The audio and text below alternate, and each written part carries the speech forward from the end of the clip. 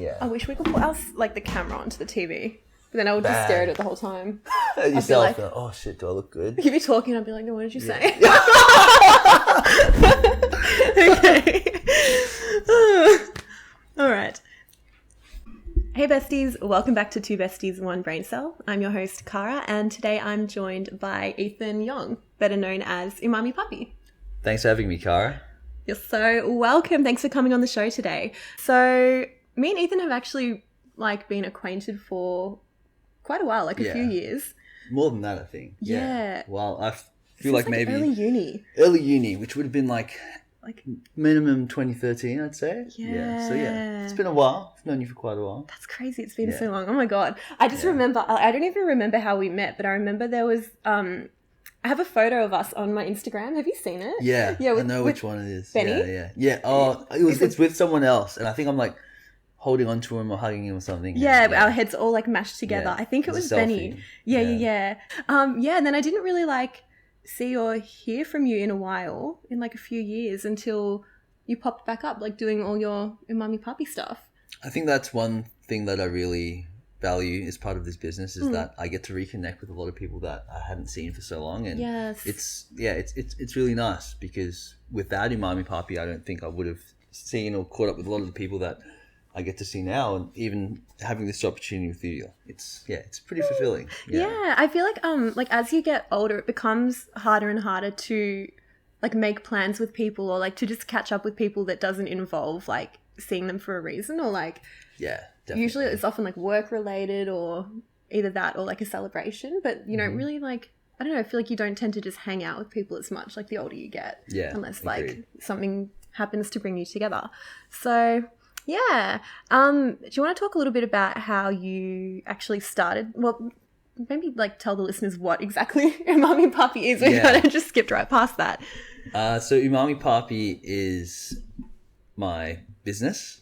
It is a chili oil company that started in lockdown in July 2020. So it started off as just a passion project. I thought I'd sell a few jars to some friends and family. I posted it on Instagram and thought I just wanted to see who was interested in grabbing some jars, and a few people ordered that week, and then as they would order, they would post Instagram stories, and I would kind of reshare what they posted, and that kind of built that hype. I remember I would always see you reposting people's DMs to you. They're oh my God, it's so good, and I was just whatever. I'd read it, and I'm because I'm not really a foodie, and I've never really been that into chili oil because I feel most of the chili oils I've tried have just been oily and spicy, but I haven't really added much flavor other than spice to things. So I was never that into chili oil. And then I just kept seeing you reposting oh my God, Ethan, it's so good. And I was fuck, fine, I'll try it. And you caved. Yeah, I did. But I also I'm not much of an online orderer, so I waited until I saw it in a grocery store near me, and I was oh, I can finally try it. I've seen it. And it is really good. Can confirm. Yeah. Well, it means a lot to get the support from everyone, and I think that it was kind of my strategy, resharing all the DMs on my stories just to create that hype and further build on it, because eventually people would just it definitely worked. It worked. It worked on me. It worked on you, and after that it slowly migrated to its own Instagram profile, and then the website came along, and now we've got about 72 stockists in Australia, which is pretty exciting. Oh my God, that's so cool. What was I going to say? My fucking memory. So it started off you'd been making it just at home for yourself for a while, right? You didn't start making chili oil with the intent of selling it. It was something you were already doing?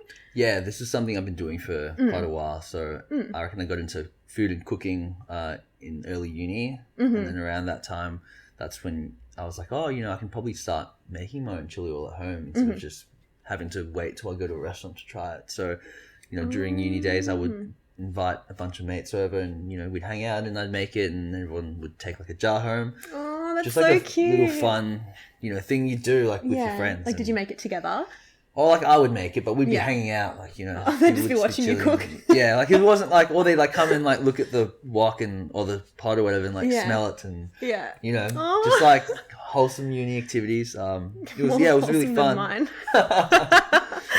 But yeah, it was good fun, and it wasn't the same recipe as it is now, because when I decided I wanted to start selling it on Instagram, that's when I really put a lot of time and effort into trying to really cultivate the recipe to get it to the point where it is today. To like perfection. Exactly. Yeah. Okay. So what did you originally base like the recipe off? Did you have a particular like, was it like a family recipe or like a particular recipe that you'd had initially, or like how did you start it off? What was the inception? We don't actually have a family recipe because my parents are from Malaysia and we don't really eat chili oil growing up as a Malaysian. But we have like sambal and chili sauces. But I've always liked spice. I've always really liked spice. So that's what kind of inspired me to start making chili oil, because I really liked it whenever I was a kid. I'd always go to like the Chinese restaurants and try them. So yeah, it's to get the recipe to the point it is at today. I would just pull what I could find on the internet and, you know, kind of throw in my own favorite seasonings and things like that. Because I know cumin, it's not really a traditional ingredient. Is that what gives it like the distinct taste? Because I was like, what is that? What is that taste? Because it doesn't taste like anything else. It could be, but it's quite a big combination of so many other ingredients and so many layers of flavors are going on that it could. Honestly, if you removed any ingredient, that's like removing a key element. Yeah, because I think every ingredient is pretty essential to what people are, you know, used to today. Yeah, because I can't actually place like what any of the exact like flavors are when I eat it, but I'm like, it's just got such a distinct taste. Yeah, it's hard to describe. It does. Yeah, it's its own flavor if you think about it. Yeah, which is cool. Yeah, that is really cool. So you pretty much just made like an amalgamation of recipes that you'd tried until you got it to where it is. Until I was happy with it. There were so many terrible batches and, you know, either too spicy or too bitter or too this or that. It just wasn't, or too granularly or just too, there were so many things off until I got it right. And then even when I started selling it, it took another 2 months of, you know, experimentation while selling it to get it to a point where I was like, wow, this is honestly like, now this is perfect. Yeah. And you were like happy with it. Yeah. And I was really happy with it. Yeah. At that point. Oh, that's cool. So where did it go from there? So you started off just selling it to like friends from your personal Instagram, and then you ended up eventually making a page for it because you were spamming the shit out of your personal account. People were pretty exhausted of like, we get it. Chili you sell oil. chili oil. Exactly. And then where did it go from there? Like, how did it grow? So I used to work a corporate job Monday to Friday. I was a grad at an accounting firm here in Melbourne. And so you're an accountant by education? Yeah, I studied commerce at Monash. So that was my background. He's a commerce boy, girlies. I think a lot of people do study commerce. It's not much of a sexy degree. Going into it, you think it's a sexy degree. No, boys who study it think it's a sexy degree. They're like, I did commerce at Melbourne. Did you go to Melbourne? No, I went to Monash. Okay, well, still kind of good, I guess. At Monash. Yeah, I'm at Monash now. I can't. I probably shouldn't. But so sorry. Yeah, that's okay. So I used to, because during my days to working in an office job, I would take annual leave, or I would take public holidays off to go and approach stockists, because, you know, we started off online on Instagram, but, you know, later down the track, you know, I kind of realized that, you know, it could be on the shelves as well. So that's when I would kind of go in with a jar to, you know, a different store, and I'd have this like 2-minute pitch like that I would kind of rehearse to myself. What a salesman. I'd go in and I'd ask for, you know, 2 minutes of the manager's time, and I'd speak to them, I'd introduce myself and tell them a little bit about the story, and, you know, always give them the jar and let them see it. And, you know, I never kind of push for the sale, but it's more like, I just want you to try it. And even if you don't decide to stock it, like, that's okay, because I just want as many people in the world to try this. Well, even if they didn't decide to stock it, like, you could potentially still be finding loyal customers from that, because they might have like logistical reasons as to why they wouldn't stock it, but they might really like the product. So it's still like, you can't really lose, right? From doing that. I'm more than happy to. Like, I always give out jars all the time, like, just because, you know, I just want as many people to try it. So I'm happy to do it. Well, because word of mouth is so strong. Like, it's probably the strongest form of marketing, right? Well, I reckon from what Agreed. I do. I think statistically it is. And we've got this little plugin on our website that after someone makes a purchase, it gives them a little survey. How did you hear about us? Hear about us? And, Yeah. you know, by landslide, word of mouth is the biggest answer. Yeah, like every time I buy a new jar, I always post it on my story. Like, I know, yeah, and I appreciate that so much. Whenever people post stories, it means a lot. Yeah. Well, like I feel like the product is worth posting about. Like even if you didn't make it, I probably would. But it's also the element of like, it's so cool to see people you know like creating successful like businesses or like doing really cool things. So I feel like, I don't know, I love sharing that type of thing if I have the opportunity to, like, or to support someone. Like, why wouldn't you? Yeah, it's really nice. It's really fun to be able to share the journey with people through the Instagram audience, also known as the Umami Party. Umami Party, that's so cute. You have a little fan name. No, it's crazy. Like I think about it a lot, how there's just this whole community based off a condiment. Yeah. And because nowadays it's pretty important to be digitally based. If you're a business, you want to be on Instagram at least. You want a viral TikTok or something. That would be that's the next goal. But yeah, you definitely want to be on Instagram or Facebook at the bare minimum. Just because of the geographical outreach it's got. Yeah. So so many people out there, and just content as well. Like people look at stories and posts and reels and things like that. So it's good to keep that audience engaged. Yeah. So let's just backtrack a little bit and talk about, so you were working in a corporate job, you were an accountant, probably not the most thrilling job ever, I'm guessing. No.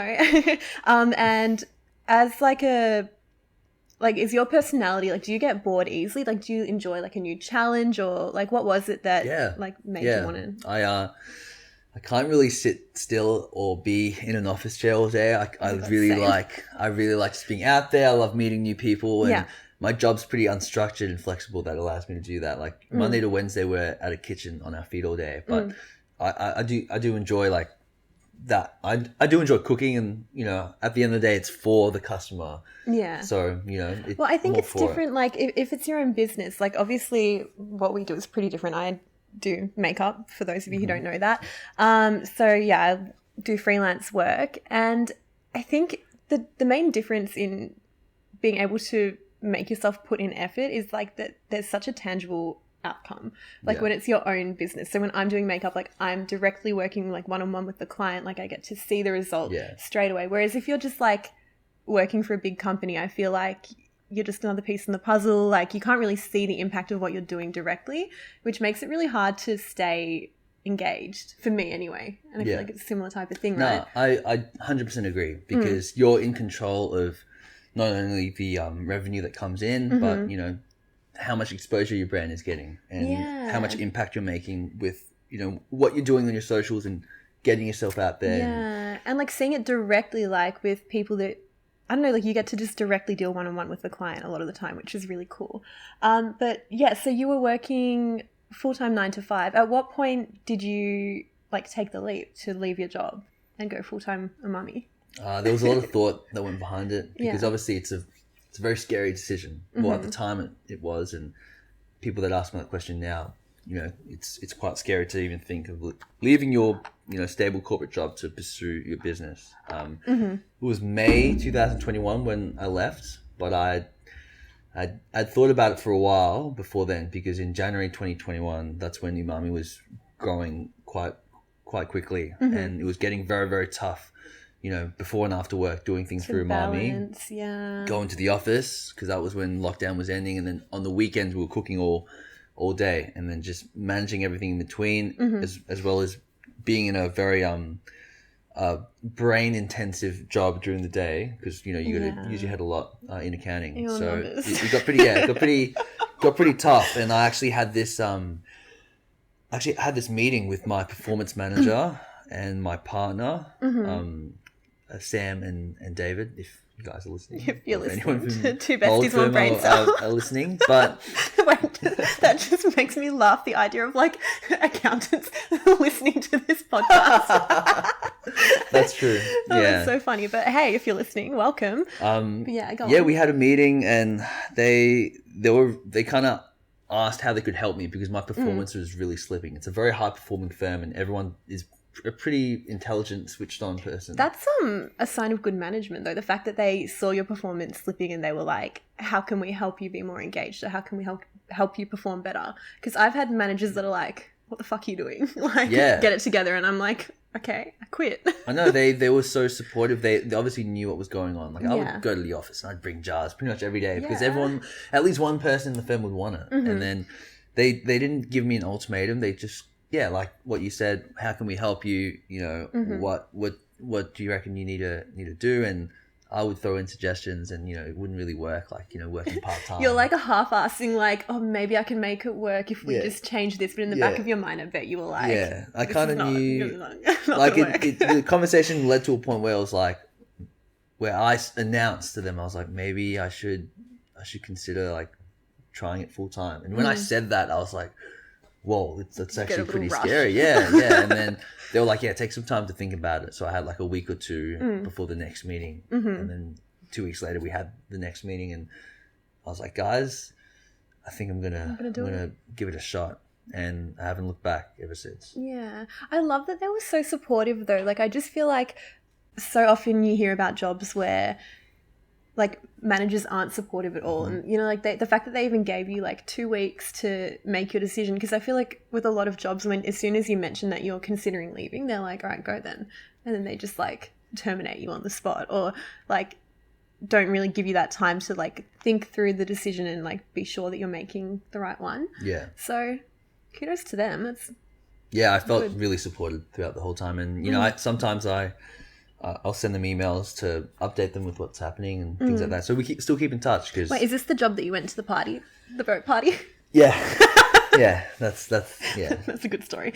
So when you decided to leave your full-time job, like, how did your parents feel about it? Were they supportive, or what did they think? Well, they've always been pretty supportive with whatever I do. Wow. My mum's always been one of my biggest fans. She's always been like, like whatever decisions I make, she's there for it. My dad was playing devil's advocate a bit more, just kind of, laying down the struggles of running a business and the problems you can encounter. And has he run a business himself? Yeah, he had a couple, not with himself, but with friends or family friends or something, and none of them really worked out. So because the statistic is that I think 90% of small businesses fail in the first 3 years. Oh, that's terrifying. So obviously the risk is high, and I worked pretty hard to get this grad role as well. So he was pretty happy when I started, and he's always kind of pushed that 9 to 5 corporate role. Sorry, I thought my mic wasn't working. It's all good. It's all good. Yeah, there you go. You can see me laughing. So I think that's pretty natural for a parent to have concerns over like a potentially risky decision, especially if it's like you leaving behind a career that you've been working towards for the last however many years of your education. But in saying that, I feel like you can always go back to those jobs. Like, what's really stopping you from getting an accountant job in like 5 years' time if this didn't work out? Nothing, right? Yeah, the thought frightens me though. I know. Well, now because you've had a taste of something so much more exciting. No, I don't think I know that option is always there. Yeah. But that's why I work pretty hard to make sure I'll never end up in that position again, because I don't think I could go back. And I love what I do right now. So I really want to see where I can take it. So where do you see Umami Papi going in the next few years potentially? So right now we still do everything out of our kitchen in Abbotsford, and as fun as it can be, being with a bunch of people like in a kitchen and working, it's pretty exhausting, and especially because we make so much chili oil. So right now my brand manager and I are in the process of negotiations with a contract manufacturer so that we can, really try and scale this business. And, instead of me, walking around Sydney with a backpack full of jars, we can just meet with distributors and try and get it into a lot more stores, because we won't have any inventory issues. So how does that work? So I was going to ask that. Like, I've always wondered, when you create a product, how do you get it into stores? And so I know for you've been going into stores, and they're usually like smaller independent grocery store type of vibes, right? So you go in with the product, you give it to the manager, you tell them a bit about it, make a pitch. So how would it work with a distributor? Like, how does that then work? So you'd have to, like, I've got, a bit of experience with them now. I met with one in Sydney. So first of all, you need to connect. So somehow you need to get your foot in the door to have that meeting with the distributor. Yeah. And you give them the product and they'll ask you some questions, about, the product and, your story as well. Because I think they like that too. And then, once they try it, then, they were like, yeah, we want to put you in X amount of stores, because they'll have links to like 50 independents or 100, or depending on how big the distributor is. Okay. And then you sell it to them at a price that's even cheaper than the wholesale price. So the distributor price, because they're getting you volume all at once rather than you going into one store. So that's when the scaling part is pretty integral, because that's when you can really pump out the volumes and meet with different distributors around the country or around the world. So then you don't have to go in yourself and talk to the stockers, basically. But I feel like that's like part of the like, I feel like you going into stockers would like really, really help sell it, because you're so like vibrant and like enthusiastic, and you can really tell that you're passionate about it when you talk about what you do. So not saying that it sounds like I'm being like, no, don't get a distributor, keep doing everything yourself. That's not what I'm saying. But I feel like that's obviously why it's been working so well for you, like, thus far. Yeah, it's well, when I was in Sydney doing this, I definitely felt like a startup, having my backpack full of jars, taking the bus and, telling my story. But I think, to really scale the business, especially wanting to grow quickly, that it won't be an efficient use of my time. But right now, I think at the stage it's at, because we're still in the very early stages, Umami Papi's only been around for about a year and a half. Yeah. So yeah, like this is part of the early days sort of stories. Me going to Sydney and doing this, and then later on, like I won't be doing that, but I'll be able to look back on these moments and go, man, like what a great week that was, meeting all these different stockers and exploring the different suburbs, and oh my god, that's so funny. Awesome. Funny story, Ethan called me and he was like, Cara, I'm going to Sydney. I need to know like where is worth trying to drive and find parking and where is not. And I was like, that's actually such a good question with Sydney, because there's some suburbs where I just wouldn't even try to find street parking like during the day or at certain times. So he's like running through the list of suburbs with all the stockers, and I'm like, yep, drive, that should be fine. Yep, street parking. I'm like, nope, no chance. CBD, don't even try. Yeah, I didn't try with CBD. I think I got to about Newtown and I found a spot and I was like, all right, Newtown's hit and miss too. You have to go to like, you can't do the street. It has to be like the backside streets usually. Oh, okay. Generally, did you get a main street? Yeah, but it was like middle of the day during the week. Wow. So I was pretty lucky. Wednesday. Yeah. Oh my god, never even like, don't bother on a weekend night at Newtown. You'll park like 30 minutes walk away from your restaurant. But so now that you've kind of been doing this for a good like year and a half, or wait, when did you go? I left in May. I left my corporate job in May, so I was able to go full time in Umami then. Yeah. So since you've been doing it full time, like how do you find the difference between like working 9 to 5 for someone else and working for yourself? There's definitely pros and cons. I guess one pro of working for a company, especially a big one, is that you have your whole camaraderie of work friends and things like that, and like office drinks or different work gatherings. Like office drinks is the first thing that comes to mind. Well, I didn't. What do you miss about a 9 to 5 Friday night drinks? Well, I guess that kind of ties into my personality. Yeah.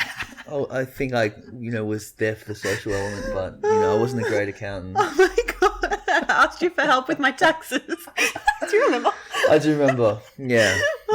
Could have led with that. I have an accountant now that does, even though I was one. You're an accountant. Actually, no, I think you did lead with that. You were like, just letting you know, like, I'm not the best. No, I wasn't very good. I'm a bit better at this now, but the pros of running your own business is there's a lot of unstructure, but it's really good because you might be working till like midnight one night, but it's your own business and you're not counting on the clock. You're like, it just needs to get done. Yeah. Or like sometimes do you get so stuck into something you can't make yourself stop, and you're like, holy shit, it's 3 a.m. and I'm still researching like some random like little thing for my business. Usually I'm pretty good, like not till 3, but too late, till midnight. Like, and I don't take long lunch breaks anymore. Back then I would take the full hour or whatever you're given, but now it's like I just eat and then get back to it. But then the other week it was like Monday 10 a.m. and I was like, I want to go to Chatty. I want some shoes. So I went to Chatty. Yeah, and because like, you can. because you can. And I think that, that flexibility is good, but you have to have a lot of self-discipline and control, because you could just do nothing and have really unproductive days without the boss. So attacked. No, I didn't mean it like that. I'm sorry. No, you're right. Yeah. It's so true, because that's one thing I find. Since I quit my full-time job to do my freelance work a couple months ago, I find like my days off, like I have to really try to force myself to have structure. Like the night before, I have to list out all the things I need to do the next day.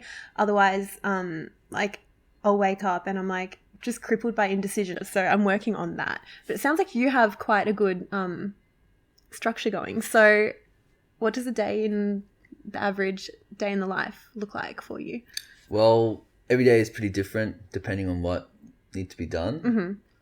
So, for example, now that we've just moved to the new kitchen, we're cooking Monday, Tuesday, Wednesday. And then Monday, one of my staff will be packing the orders and sending them out from my garage. But then Thursdays and Fridays, are free to do all my admin tasks and like emails and having meetings with the different agencies that I have. And then weekends are actually free now, so I can actually do things. But, going back to what you were saying about, having a to-do list and the tasks that you need to do. One thing that I learned from one of the partners at my old firm was that you need to categorize the priority of these tasks. And he gave me this analogy with little rocks and big rocks. So with your task list, you've got all these tasks written down, but you need to, classify each task as either a little rock or a big rock. Your little rocks, are your tasks that need to be done, but then they're not high importance. Like if you delay them, like it's not the end of the world. But like, your big rocks are the ones like you really want to get done. And instead of you going down your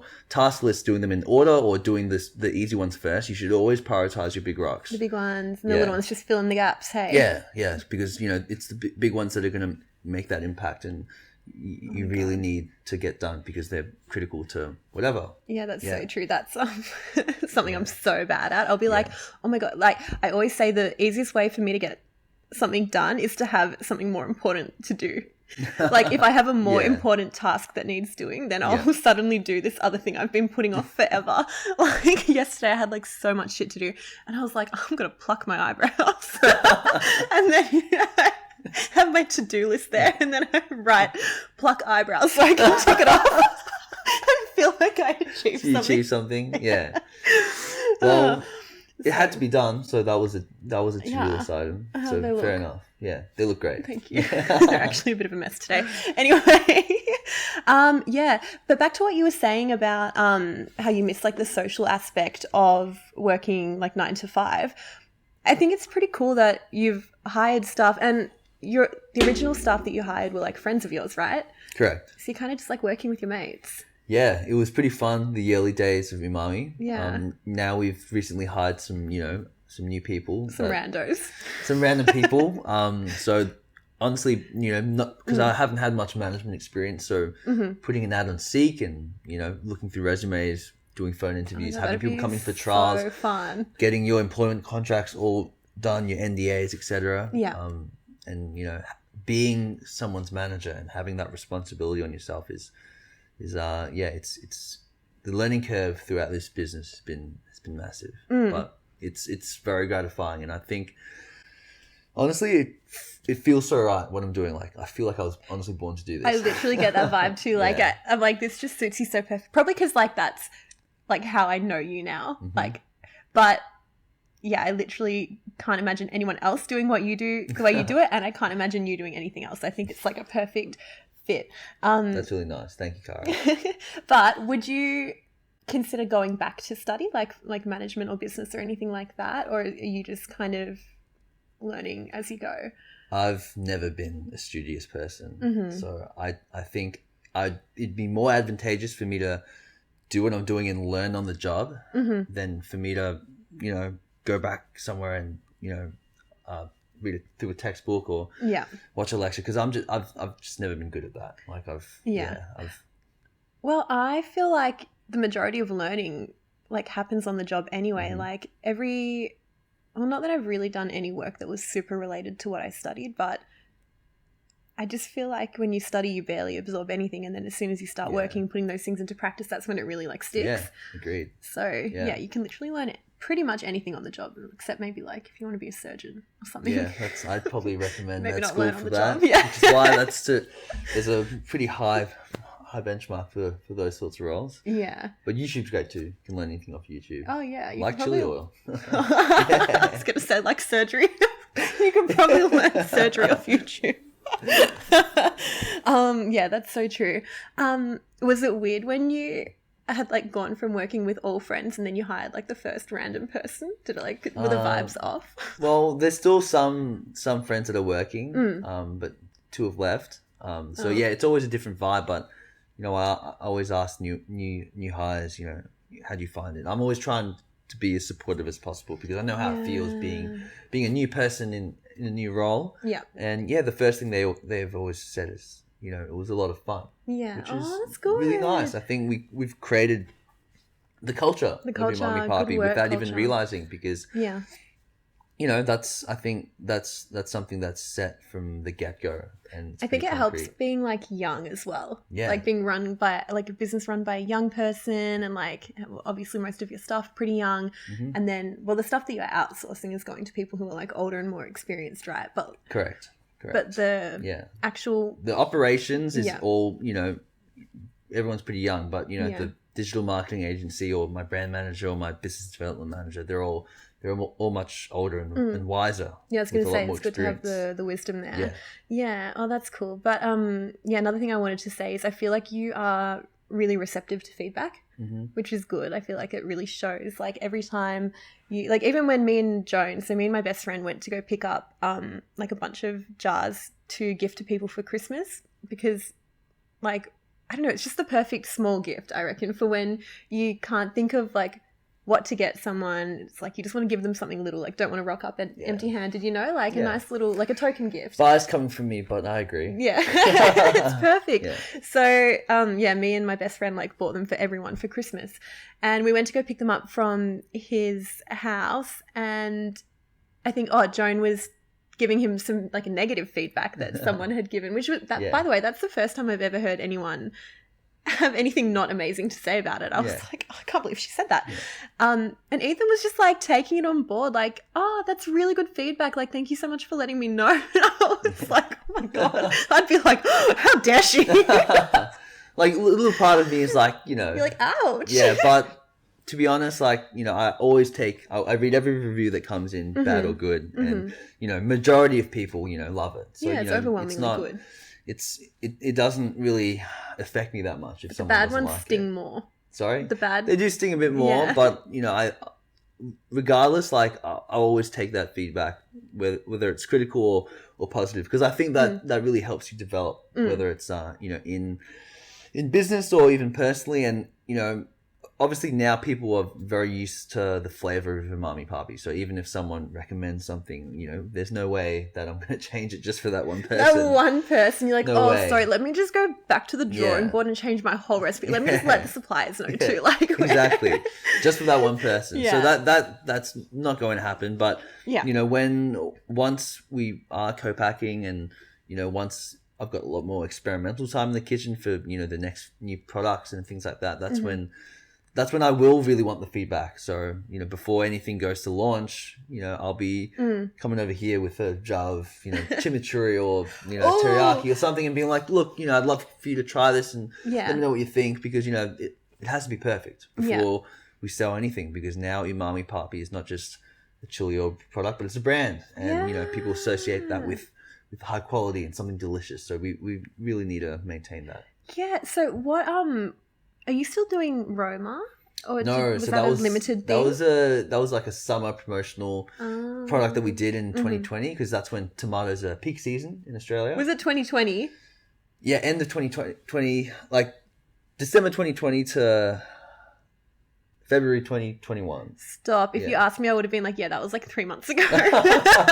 No time perception whatsoever. Well, yeah, it was a while ago. So we didn't do it this year round, because you know, Damien's found another role somewhere else, and he left you. Yeah, he left. Yeah, How dare he? That's okay. there was no bad blood or anything. Like, it was just he wanted something full time. Yeah. We had some great times together in the kitchen anyway. Because you're like old mates, right? Yeah. Oh, that's cute. So yeah, are you going to be bringing out any other like lines anytime soon, or probably not anytime soon? We've only just scratched the surface with Melbourne, I'd say, and we're just getting into the other states of Australia. So you're trying to get that nationwide. Yeah, like get the chili oil really like the set chili oil. first. Like one thing is that, you know, during the early days of my journey, you know, you get a lot of feedback from, you know, people that have been in business for a lot longer than you, and a lot of people were saying, oh, like, you know, when's your next product? Like, you can't just have one product. Like, you need to have a range of products. And then this kind of, you know, it was kind of confronting because I was like, oh, like maybe this business won't work because I only have one product, because that was the common theme from a lot of older people. But, you know, the business still today is only really had one product, and it's been, I'd say it's been working pretty well. So I think, you know, I believe in the product now, and I believe in my team and my customers. So as long as I can get this to as many more hands as possible, because that's my goal anyway. Yeah. So we just need it all around Australia and one day around the world. Going global. Would you go out to stockists interstate, or would that be a job that your distributor would be doing moving forward? Yeah, like look, I had such a good time in Sydney meeting all these different stockists, and you know, I almost treated it like a mini holiday as well. But yeah, I think the next time I actually do have time to go interstate, maybe it might be worthwhile just going straight to the distributor. Yeah. It was more like because right now my brand manager is doing a lot of work, you know, behind the scenes. So yeah, it's probably I planned the Sydney trip before he had, you know, been in touch with distributors and stuff. So yeah, but so like may as well follow through. Yeah, exactly. But who knows? We'll see. The beauty of business is that things are so ever changing and dynamic that maybe I will be in Brisbane with a backpack. I was picturing you in Perth for some reason. We have one stockist in Perth. Do you actually? It's a very, very nice. Well, I've never been, but you know, from the website, it's a very nice boutique deli / grocer, and I think they have a restaurant as well. They're called the Boatshed Market. They were the very first interstate stockists, actually. Really? So, yeah. What was I going to say? How many times have I done that? You've got a prompt there as well. No, I had something to say about what you said. I'm stupid. I don't know. I forgot what I was going to say. Looking back, I don't know how I did this while working my corporate job. I know. Because we were slowly going back to the office. So like that's when it was really starting to... Oh, because work from home you can get away with. Yeah, that's how I was able to start working from home. And I was a grad as well. But yeah, eventually it was like... Because and having to cook on the weekends, it was... Oh my God. I don't know how I did it, but... Yeah, and then did you find it like you were just sitting there at work all day thinking about... You're not thinking about work. You don't give a shit about what's in front of you. My friend actually came over the other night, and he came to get jars, and he's really into cars. So it sounds like you're a jar dealer. He came to pick up some jars. Well, I am a jar dealer. He's a jar dealer. But yeah, my friend's really into like, you know, Japanese import cars and stuff. So he told me the story that he went on like a photo shoot in the Great Ocean Road with like a bunch of other car enthusiasts, and then one of the other guys was talking about Umami Papi, and then he was like, "Oh, like, you know, that's my friend's brand." And I know him. He's like, "Oh, like, yeah, like my sister was telling me about him. Apparently, he used to work at her firm, and you know, he would bring jars all the time, and she was his manager on one of his jobs, and he was just like a terrible performer. Like, he just like wouldn't like he would make mistakes all the time, and he was just always like." Thinking and talking about Umami Papi and this business, and then and he told me, and I just laughed. I was like that's when you're like you knew it was time to go. She was probably pretty irritated, and to be honest, like I don't blame her.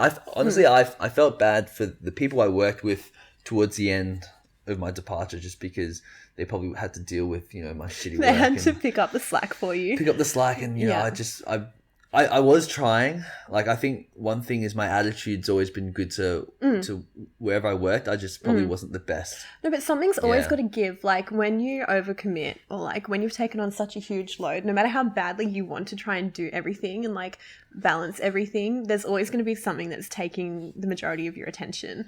Yeah. So I feel like, like at some point you have to kind of be like, all right, what's it going to be? Yeah. And I'm one person that if I'm really passionate about something, if I love it, like I'll give it 110%. But if I'm not, I lose interest. That's exactly what I'm like too. I feel that. do it. I was saying to Ethan before, I feel like we'd be the same personality type on like the 16 personalities quiz, but he hasn't done it, so. I may have, but I can't remember my result. Do it and get back to me. I feel like you're probably an ENFP, which is what I am, by the way. Do if it anyone's after wondering. Yeah, we should. It's like a 10-minute quiz. You can do it. I feel like, because I always think that people who are ENFP personality types have a lot of like ADHD type traits. So I feel like since I've confirmed that I have ADHD, I'm finding it difficult to differentiate between what is part of the disorder and what's my personality. Like there's a lot of overlap, but I feel like you're like a more structured version of like my personality. Do you know what I mean? Like you have less issues with organization and structure and, you know, like all those type of things, but like still the same like enthusiasm and the same like creativity and the kind of like bursts of inspiration and like, you know, same energy. Yeah, but just minus the struggles. I think like running a business, I have to be organized. So, otherwise, and then I think like part of my OCD will kick in if things aren't structured. You know, obviously, like my life is pretty unstructured day to day, but then there's still systems in place so that the wheels of the business can run. Yeah. Because without the systems in place, without some sort of organization, like. Well, it would literally fall apart. Fall apart. So you have to make sure you have to make sure the orders go out weekly. Yeah. Stockists, you know, are paying and, you know, also receiving their stuff. So how does it work? So do they just buy like a certain quantity off you at like a lower price and then do they mark it up? They can, or they sell it at the same price as what we retail your recommended retail. Yeah.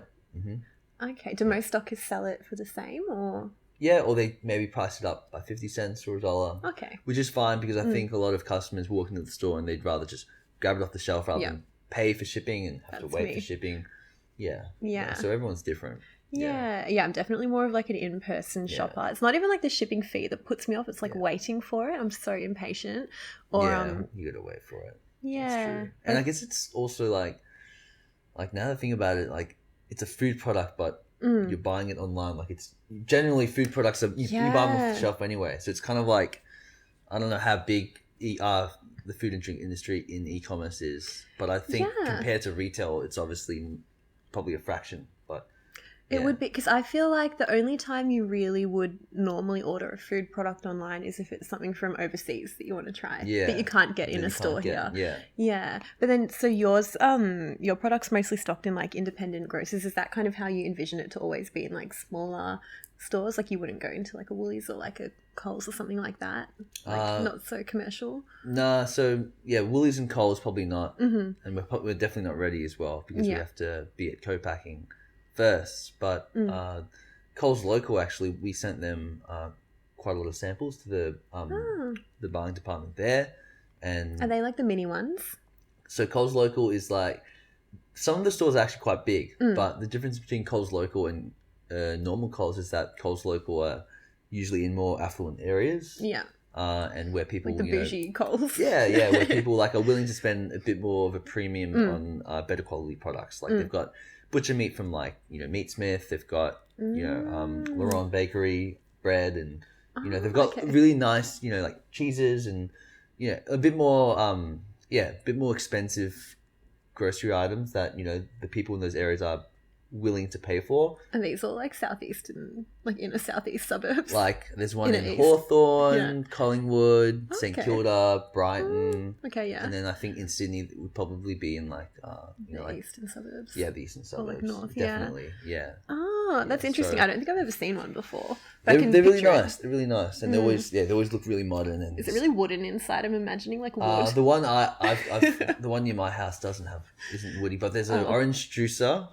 Fresh orange juice, and I've seen people snap these places before. You can get coffee as well, and they have like there's a rolled inside one as well. Oh, that's so random. But they have like the bulk refillable things, right? Shampoo and conditioner, It's really, and it's for cool. like Fresh pasta, grains and pasta. Yeah, that's it. Okay, so it's awesome. So they actually really enjoyed the products because we sent them samples, and so we're actually speaking with them now to there's nothing concrete, but that's a little. I haven't really told anyone that actually. So Oh, it's the first sneak time you're hearing exclusive, it. guys. Yeah.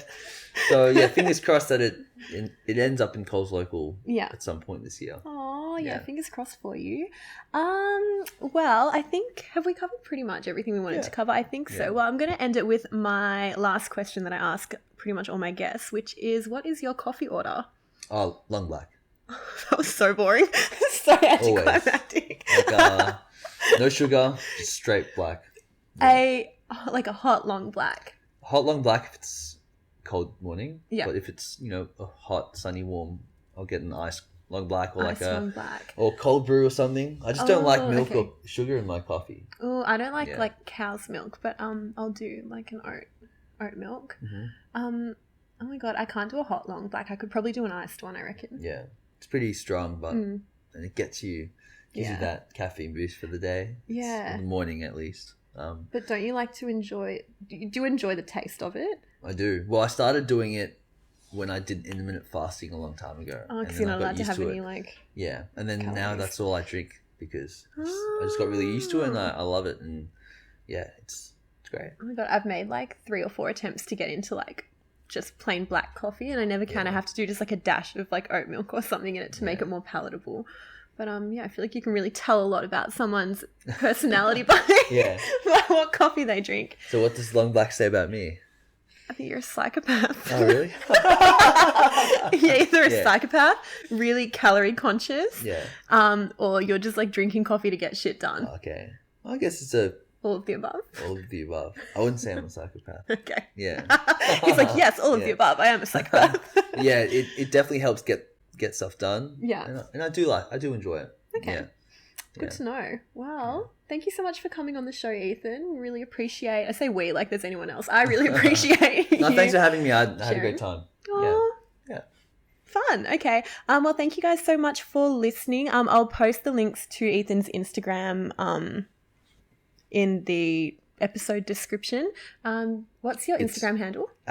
It's Umami Papi, because Umami Papi on its own was taken. So I love that story. Quickly, just tell that story before we wrap it up. So Umami Papi was already taken. So Ethan actually tried to buy the handle of some guy. Yeah, I DM'd the guy that actually had just Umami Papi. And this is very early on, like before I had even launched the Instagram page. So I contacted him and we exchanged WhatsApp information, and I asked him, and he's like, like I'm in the industry, blah blah blah. Like I was like, how much would you consider for the handle? And he's like, it's pretty sentimental to me, but I'll think about it. And then he's like, sentimental, $5,000 USD or a stakeholding in the company. Oh, a stakeholding! Wow, man's just thinking ahead. I was like, we're still very early on, but I was like, because it's so early on, no, I'm not going to give you stake, and B, $5,000 USD was a lot of money. Like it is a lot of money, but at the time even more, because it was the very early days of the business. Right now I would probably consider it, but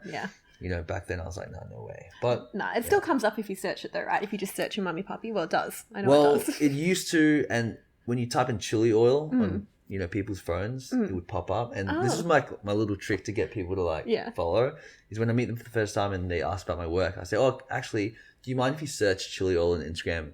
Do I pop up first? And then usually I do. Yeah.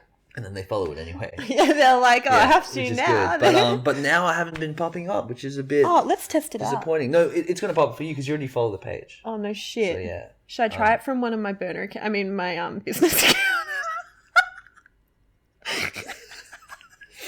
Yeah, you should. Let's try. I have so many. Oh, I was like, what do you call it when you hoard things?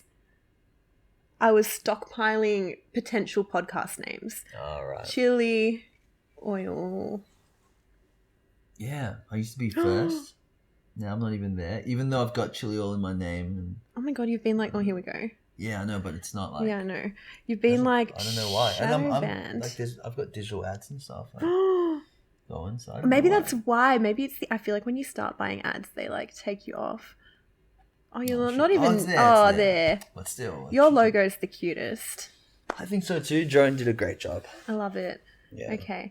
Anyway, I always say we're going to wrap it up and then I talk for another 5 minutes. But yeah, so you guys can find Ethan at it's Umami Papi on Instagram. Yep.